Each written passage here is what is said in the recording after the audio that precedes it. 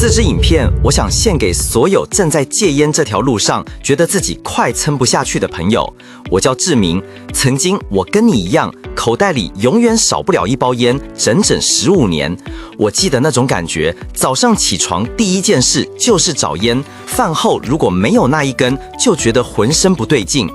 烟就像是我身体的一部分，是我思考的催化剂，是我社交的同行证。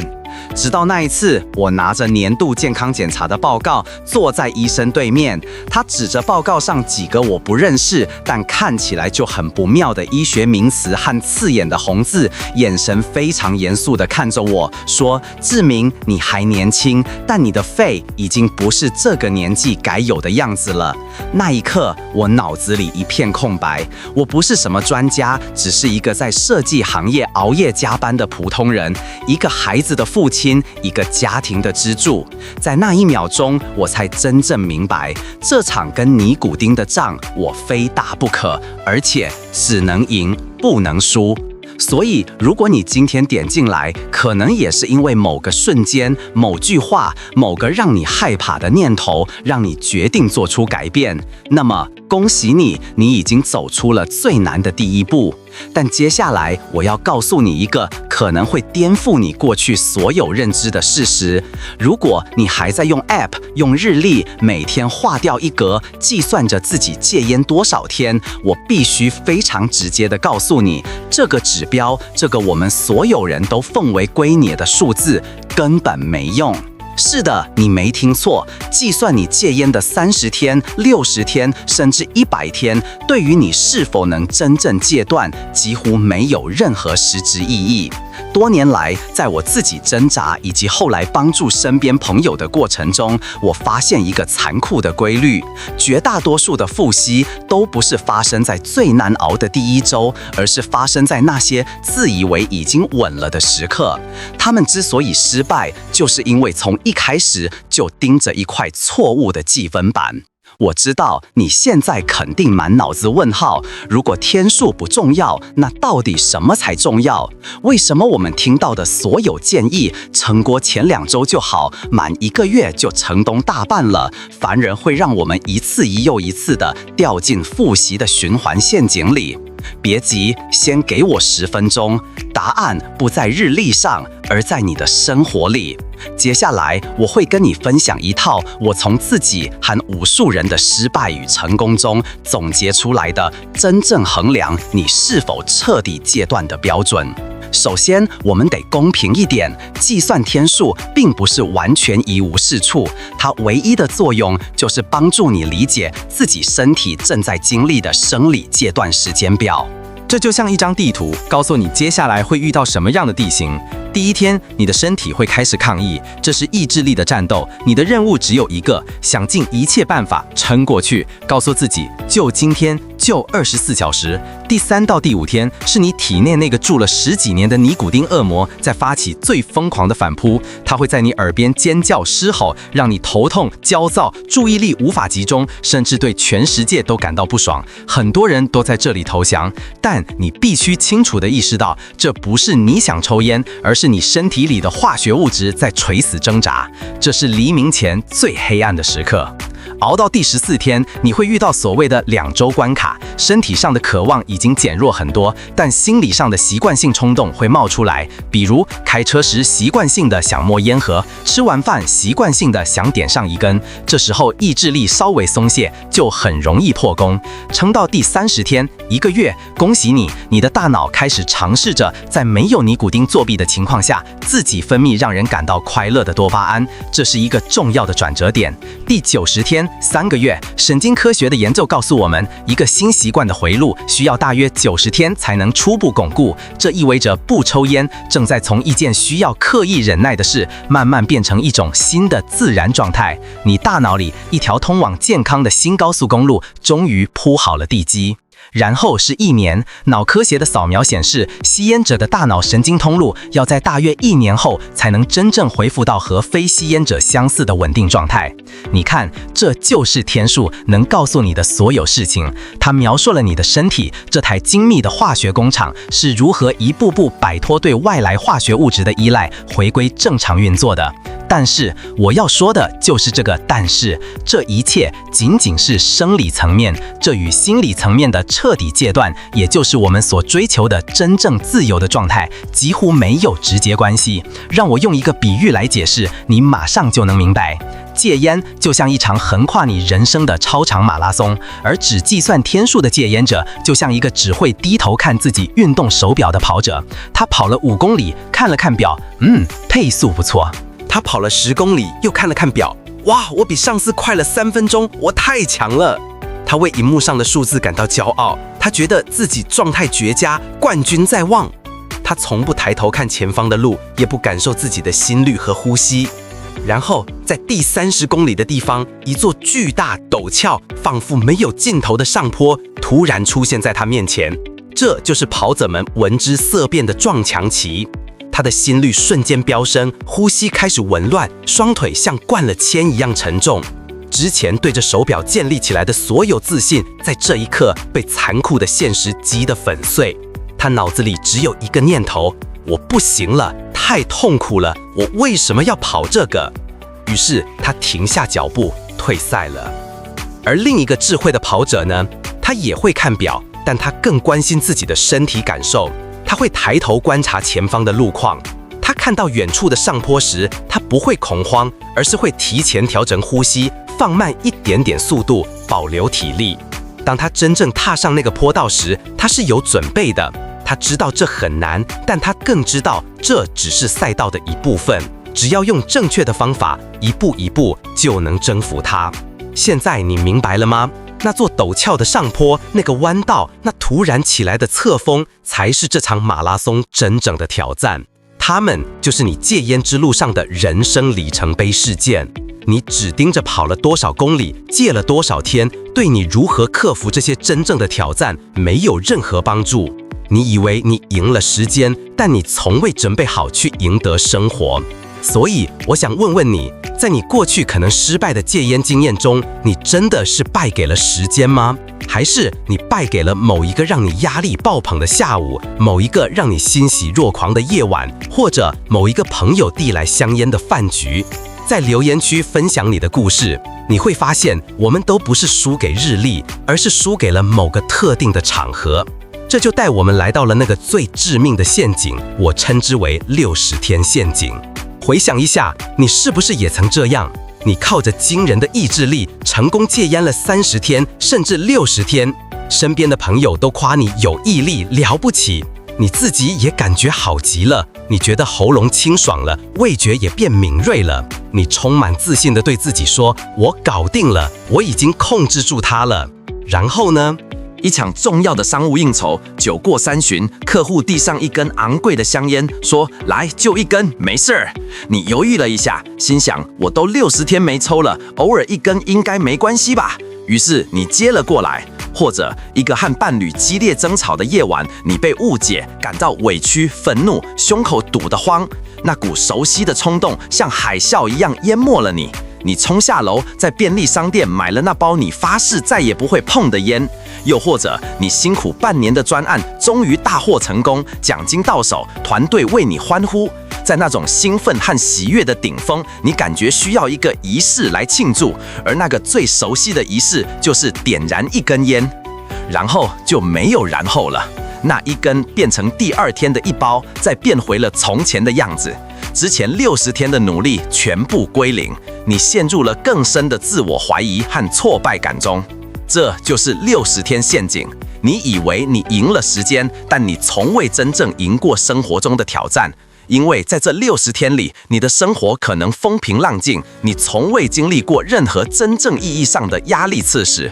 你的戒烟成果就像温室里的花朵，看起来很美，却经不起一丝风雨。当真实生活的风暴来临时，它不堪一击。那么，要如何才能避开这个陷阱？如何才能建立一个真正稳固、能抵抗任何风暴的戒烟成果？答案就是你必须立刻换掉你的记分板，从今天起忘掉天数，把它从你的脑子里删除。这才是你真正需要关注的通关清单，这才是衡量你是否真正自由的5大里程碑。它们发生的顺序可能因人而异，但你必须像打游戏一样，一个一个的去攻克它们。只有当你全部通关，你才能说你赢了。里程碑1：第一次在重大成功后没有点燃那根庆祝的烟。想象这个场景，你是公司的业务总监，你花了整整半年追踪一个极其重要的客户，期间你经历了无数次的拒绝、质疑和修改方案。就在今天下午，你接到了对方的电话，合约签了。这意味着公司未来1年的业绩有了保障，也意味着一笔丰厚的奖金。挂掉电话的那一刻，巨大的喜悦和释放感像电流一样窜遍你的全身。你的第一个念头是什么？过去的你会立刻冲到吸烟区，点燃一根烟，深深地吸一口，然后缓缓吐出。你会觉得只有这口烟雾才能为这场漫长的战役画上完美的句号，只有尼古丁带来的眩晕感才能让这份喜悦升华。但这一次你没有，你感觉到了那股强烈的冲动，你甚至能想象出烟草燃烧的味道，但你停住了。你选择走到窗边，打开窗，深深地吸了一口新鲜空气。你看着楼下的车来马龙，感受着心脏有力的跳动。你告诉自己，这份喜悦是纯粹的，是来自于你自己的努力，它不需要任何化学物质的加持或点缀。你第一次学会了纯粹的、干净的去享受一份属于你自己的成功。当你做到这一点，恭喜你，第一关你通了。里程碑2：第一次在重大挫折后没有寻求尼古丁的慰藉。场景切换，你是一位资深的软体工程师，负责一个核心专案的开发。在产品上线的前一晚，你突然发现了一个深层的致命的 bug， 如果解决不了，明天整个公司的发布会都将成为一场灾难。你的老板、你的同事，所有人的目光都聚焦在你身上。时间1分1秒的过去，压力像山一样压在你背上，你的太阳穴在突突的跳，冷汗浸湿了你的衬衫。过去的你会怎么做？你会一杯接一杯的喝咖啡，一根接一根的抽烟。你会相信只有尼古丁才能让你的大脑保持高速运转，才能给你带来解决问题的灵感。烟灰缸很快就堆满了烟头，整个办公室烟雾缭绕。你觉得自己像个绝望的战士，在做最后的困兽之斗。但这一次你没有。当那股熟悉的想要靠抽烟来冷静一下的念头升起时，你做了一个不同的选择。你站起身，走出办公室，没有走向吸烟区，而是走向了楼下的街道。你开始快步走，甚至小跑起来。晚风吹在你发烫的脸上，你专注于自己的呼吸和脚步。15分钟后，你大汗淋漓地回到座位上。你的大脑并不因为没有尼古丁而停摆，反而因为短暂的运动而变得更加清醒和专注。你重新审视那段程式码，突然一个之前被忽略的逻辑错误清晰地浮现在你眼前。在那个时候，你明白了，你需要的不是尼古丁，而是清晰。当你在痛苦、沮丧、愤怒、压力爆棚的时候，选择了去面对情绪、解决问题，而不是用化学物质来麻痹自己，那么第2关你也通了。里程碑3：第一次在社交压力下坦然且坚定地拒绝。这个场景，我相信是无数人复习的滑铁卢。你去参加10年1次的大学同学会，在一个烟雾缭绕的 KTV 包厢里，大家聊着过去，唱着老歌。你身边的几个老同学都点上了烟，空气中弥漫着酒精、香水和你再熟悉不过的烟草混合的味道。这时候，当年睡在你上铺的兄弟笑着递给你一根烟，拍拍你的肩膀说：“来一根嘛，老同学，就一根，没事儿的。”那一刻，所有的目光似乎都集中在你身上。那根熟悉的白色小棍在 KTV 闪烁的灯光下，仿佛带着一种无可抗拒的魔力。你脑子里闪过无数念头：拒绝了会不会不给面子？大家都在抽，就我不抽，是不是很不合群？我就抽这一根，就今晚，明天开始再也不抽了。过去的你可能就在这种犹豫和自我说服中接过了那根烟，然后全线溃败。但这一次，你微笑着看着你的朋友，清晰而友好地说：“谢谢兄弟，不过我已经戒了，现在感觉挺好的。”你没有长篇大论的解释，没有任何的尴尬或不自然，就像说我不能吃辣一样坦然。你的朋友愣了一下，然后也笑了，收回了手，说：“行啊，你有毅力，佩服。”那一刻，你没有失去任何东西，反而赢得了尊重。更重要的是，你赢得了对自己社交生活的掌控权。当你不再需要用一根烟来证明你的归属感，当你能坦然地在一个吸烟的环境里做一个不吸烟的人时，最难的第3关你也通了。里程碑4，第一次坦然地与独处和无聊和平共处。这是一个更隐蔽却同样致命的挑战。夜深人静，你独自一人在家，工作都做完了，剧也追完了，手机也刷到不想再刷了，整个世界都安静了下来，只剩下你自己。一种熟悉的、难以名状的空虚和无聊感，像潮水一样慢慢涌上来。这时候，当年睡在你上铺的兄弟笑着递给你一根烟，拍拍你的肩膀说：“来一根嘛，老同学，就一根，没事儿的。”那一刻，所有的目光似乎都集中在你身上。那根熟悉的白色小棍，在 KTV 闪烁的灯光下，仿佛带着一种无可抗拒的魔力。你脑子里闪过无数念头：拒绝了会不会不给面子？大家都在抽，就我不抽，是不是很不合群？我就抽这一根，就今晚，明天开始再也不抽了。过去的你可能就在这种犹豫和自我说服中接过了那根烟，然后全线溃败。但这一次，你微笑着看着你的朋友，清晰而友好地说：“谢谢兄弟，不过我已经戒了，现在感觉挺好的。”你没有长篇大论的解释，没有任何的尴尬或不自然，就像说我不能吃辣一样坦然。你的朋友愣了一下，然后也笑了，收回了手，说：“行啊，你有毅力，佩服。”那一刻，你没有失去任何东西，反而赢得了尊重。更重要的是，你赢得了对自己社交生活的掌控权。当你不再需要用一根烟来证明你的归属感，当你能坦然地在一个吸烟的环境里做一个不吸烟的人时，最难的第3关你也通了。里程碑4，第一次坦然地与独处和无聊和平共处。这是一个更隐蔽却同样致命的挑战。夜深人静，你独自一人在家，工作都做完了，剧也追完了，手机也刷到不想再刷了，整个世界都安静了下来，只剩下你自己。一种熟悉的、难以名状的空虚和无聊感，像潮水一样慢慢涌上来。过去这个时刻是专属于你和香烟的。你会走到阳台，点上一根，看着远处的灯火，让思绪在烟雾中飘散。那根烟是你对抗无聊的武器，是你填补内心空虚的填充物。但现在你戒烟了，那种空虚感变得前所未有的清晰和巨大。你坐立不安，不知道该把手放在哪里，不知道该做些什么。那种想要抓点什么的冲动，让你心烦意乱。这就是尼古丁在你大脑里留下的空洞。当没有任何外部刺激时，它就会显现出来。过去你可能会投降，因为这种感觉太难熬了。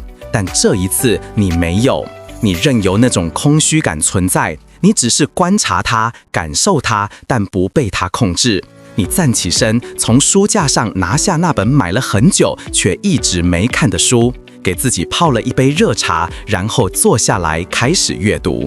或者你戴上耳机，找到一个你一直想听的深度播客节目。一开始你可能很难集中精神，但慢慢的你被书中的情节或播客的内容所吸引。1个小时后，你才猛然发现，那种让人抓狂的空虚感已经不知不觉地消失了。你第一次用一件有益的、有营养的事情，而不是用化学物质，成功地填补了内心的空洞。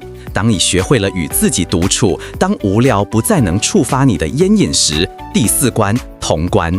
里程碑5，第一次从微小事物中重新获得纯粹的喜悦。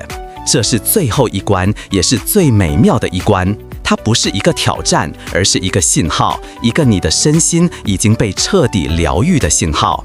在你戒烟一段时间后，你会突然在某个不经意的瞬间发现一些变化。比如某天早上，你喝着一杯普通的咖啡，却突然感觉到它的香气前所未有的浓郁和丰有层次。又比如周末你陪着孩子在公园散步，你低下头，第一次清晰地闻到了孩子头发上那股淡淡的洗发精的清香。那一刻，一种温柔的幸福感让你几乎想掉眼泪。你发现听音乐时，你能听到更多乐器的细节，旋律也更能触动你的心弦。你发现和家人一起吃饭时，食物的味道变得更加鲜美，你开始享受咀嚼的过程。你甚至发现，在完成一件小工作后，那种纯粹的成就感就足以让你开心一下午，不再需要任何额外的奖励。这意味着什么？这意味着你的多巴胺系统，那个被尼古丁长期绑架和麻痹的快乐中枢，已经被成功重置了。它不再需要超高剂量的外部刺激才能被激活。你的大脑重新学会了从生活中最平凡、最微小的事物中汲取快乐和满足。这才是戒烟真正的胜利，是你能给自己最好的礼物。当你开始经历这一切，恭喜你，你已经彻底自由了。我知道，说到这里，你可能会觉得这一切有些抽象。让我跟你分享一个我客户的真实故事。他是一位非常成功的房地产高阶主管，管着上百人的团队，年收入非常可观。他找到我的时候，已经靠意志力硬扛了快2个月没抽烟了，但他非常痛苦。他对我说：“志明，我感觉生活变成了一部黑白电影。我听音乐觉得没味道，我吃最贵的餐厅也尝不出香气，甚至连我和我太太的亲密关系都变得乏味无力。我拥有一切，但我从未感到如此孤独和绝望。我不知道戒烟的意义到底是什么。”他的话让我心头一震，这就是我刚才说的多巴胺系统被严重破坏后的状态，医学上称为快感缺失。我没有给他讲太多道理，我只是告诉他，你现在的感觉是完全正常的，你的大脑正在经历一场艰苦的重建，请再给他一点时间，相信他，也相信你自己，去经历，去感受，哪怕是痛苦。他半信半疑，但还是坚持了下去。又过了几周，大概是他戒烟快满3个月的时候，我半夜收到他一条长长的讯息。讯息里，他说他那天晚上加班回家很累，习惯性的打开音响，放了一首他听了几百遍的古典乐。就在那一刻，他突然听出了大提琴声部的细腻变化，那种久违的被音乐包裹的感动，让他一个40多岁的大男人在客厅里哭了起来。他在讯息的最后写道：“志明，我终于找回快乐了，我又能享受音乐了。我今天晚上甚至觉得我太太做的家常菜是全世界最好吃的东西，谢谢你。”看着他的讯息，我也忍不住眼眶湿润。那一刻的胜利，不是因为他又多戒了几十天，而是因为他的大脑，他的人生重新变回了彩色。这才是戒烟的终极意义。所以朋友们，让我们回到最初的问题：戒烟到底是在戒什么？我们不是在和时间赛跑，我们是在学习如何重新生活。我们不是在计算日历上的数字，我们是在征服人生中的一座座山丘。从今天起，别再被我戒了多少天这种虚假的成就感蒙蔽了，那只会让你陷入骄傲，然后在真正的挑战来临时不堪一击。把你的注意力从时间转移到事件上来。你的新目标是去主动的、有意识的去经历和克服那5个人生里程碑。成功时练习享受纯粹的喜悦，挫败时练习面对真实的情绪，社交时练习坚持自己的选择，独处时练习丰富自己的内心，然后满怀期待的去迎接那个能重新感受微小快乐的自己。这是一场关于生活的征途，而不是一场关于时间的忍耐。当你把这5个里程碑都一一插上你的胜利旗帜时，你根本无需再去看自己戒了多少天，因为那时候的你已经是一个真正自由的人了。如果今天的内容对你有一点点的触动，请务必点个关注。